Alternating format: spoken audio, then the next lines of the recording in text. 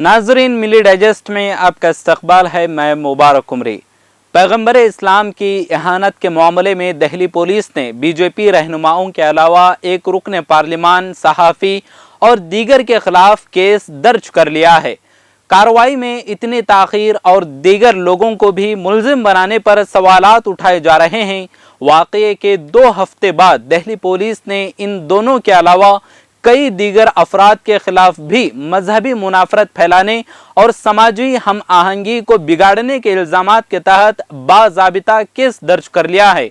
जिन अफराद के खिलाफ FIR दर्ज की गई है उनमें नुपुर शर्मा, नवीन कुमार जिंदल, असदुद्दीन ओवैसी, सहाफ़ी सबा नकवी, पीस पार्टी के तर्जुमान शादाब चौहान, मुफ्ती मौलाना नदीम, गुलजार अंसारी, अब्दुर्रहमान, अनिल कुमार मीना, नमाज जुमा पर पाबंदी का मुतालबा करने वाली हिंदू महासभा की ओहदेदार पूजा शिकन पांडे और हरिद्वार मुनाफरत अंगेज तकरीर केस में जमानत पर रिहा यति नरसिंहानंद शामिल हैं।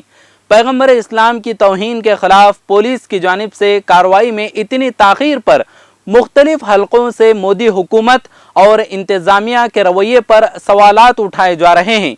ये पूछा जा रहा है कि आखिर 16 से ज्यादा मुल्कों की जानिब से सख्त बयानात के बाद ही बीजेपी रहनुमाओं के खिलाफ कार्रवाई क्यों की गई, और ये सवाल भी किया जा रहा है कि क्या बीजेपी रहनुमाओं के साथ दीगर के खिलाफ FIR दर्ज करना मामले में तवाजुन बनाने की कोशिश तो नहीं।